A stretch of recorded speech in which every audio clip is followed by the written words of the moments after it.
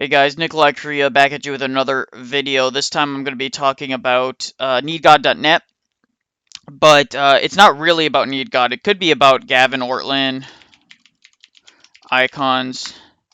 If you type in Gavin Ortland and come up with icons, you would see a lot of his arguments. In fact, let's just react to this quick video here. And I'm not going to respond to the video itself. It's just a primer to get you kind of in the mindset of what a lot of Protestants say about icons. Trent saying that he accepts the scholarly consensus about this. Then you're at a fundamental opposition to Nicaea II itself. Let me just read the climactic conclusion of the council in the 7th session. This is the faith of... Well, first off, skipping to the very end and the conclusion of a council where you skip past and bypass all the arguments for why this is relevant is a stupid way of doing things. The apostles. This is the faith of the fathers. This is the faith of the Orthodox. This is the faith that has sustained the world. Believing in one God to be praised in Trinity, we kiss the honorable images. May those who do not hold accordingly be anathema. May those who do not believe accordingly be driven far away from the church. We follow the ancient legislation of the Catholic Church. And by the way, he's going to be outraged by this and saying, they think I'm anathema. You're not part of the church, Gavin.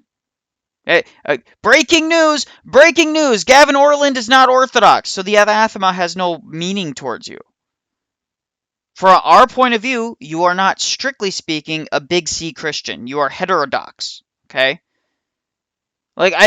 For years we've been correcting Gavin on this, by the way. I mean, this is a couple years old, by the way, but for years we have, and he still hasn't abandoned this bad argumentation. Church, we observe the decrees of the fathers. We anathematize. If you're going to try to say basically bishop and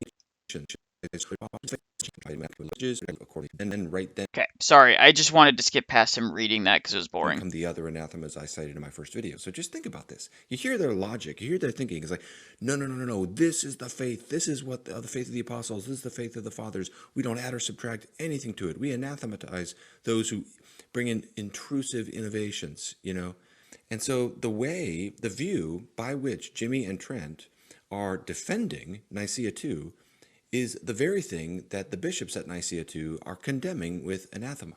So I would agree that Jimmy and Trent are wrong because they believe that in development of doctrine, and that's an incoherent position, but that doesn't do anything against icons themselves. Isn't that amazing? And, you know, if you're going to try to defend Nicaea II by a criterion that itself is emphatically rejected at Nicaea II, if you're going to try to say basically we're smarter than those bishops, we're able to do better than they did, then leave off the claim forever that to be deep in history is to cease to be Protestant, that we follow the consensus of the fathers. Because, honestly, what you have at that point is a simple claim. The only thing that matters is our magisterium. No, that doesn't follow. But we're not going to go into that because that's not a video about Gavin Ortland, though I do think I will do a video on Gavin Ortland and his bad argumentation from history. So I'm going to read out, kind of summarize, but read out my friend's new argument for defensive icons. So yes, this beginning was a little bit of a primer to this, okay? He says here, I've been struck with an interesting idea for an argument against Protestants who argue against Nicaea II and icon veneration. I thought I'd share it with you since you're more involved in these types of things than I am. The idea is to start making a standard Eucharistic argument. You start debating whether the Eucharist is literally Christ's flesh and blood or not. They will, of course, say it's a symbol, which is true. 90% of Protestants would say that. Then you take them to 1 Corinthians 11, where Paul talks about how those who don't discern the Lord's body and blood, drink damnation to themselves. Standard stuff. Yeah, very standard. You basically walk them through how there's multiple verses where Christ doubles down and all the stuff, and they'll insist on certain things. They'll say it's just a symbol. But, it's just a symbol, but there's a big asterisk there. That God will punish you for not being respectful enough of his symbolism. So this is when he says you should switch gears to iconography.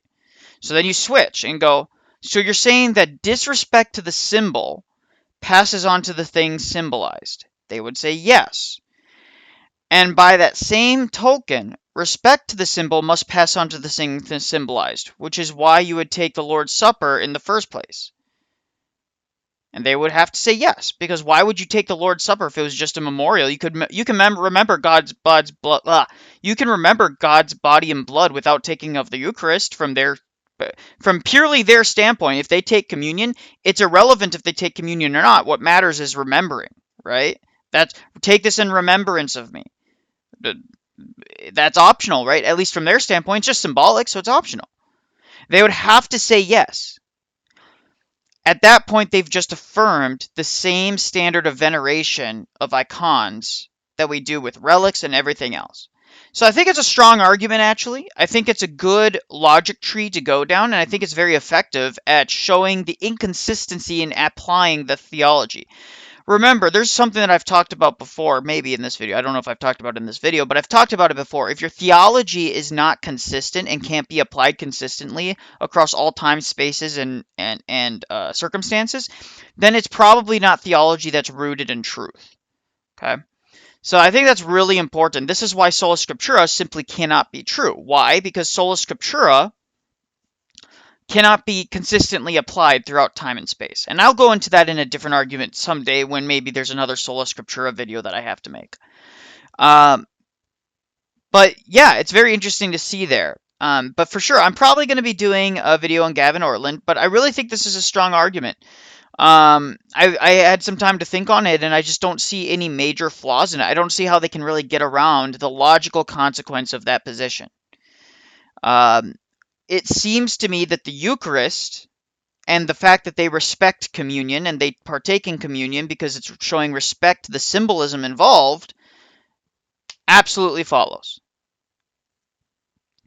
And I'd be interested to see some of the other Orthodox content creators react to this argument as well. Maybe Alex Soren, Cleave to Antiquity, Ben Luigi, and maybe even Super Mario. I think they would be very effective. I think this is a very effective argument.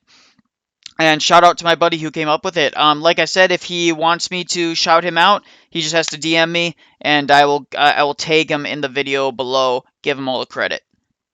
So, God bless. Have a wonderful day, guys. Remember, if you want to support me, this is when people who don't want to support me can leave. But if you want to support me, you can check out down in the description below. I have a PayPal, and I have my book that is out, The Saints on Atheism.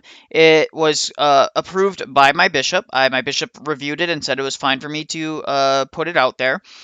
And it's a basic apologetic for entry-level people. So mostly teenagers, but also for maybe newer people to the faith altogether. It gives common easy defenses and arguments against common atheistic talking points. I think we cover 7. It might be 8. 7 or 8 common atheist critiques, and we just use the Church Fathers. It's a short read. It's straight to the point. It's not wordy. It doesn't go super long. It's just trying to get those core kind of ideas percolating in somebody's mind and saying, listen, we have arguments for these atheistic talking points.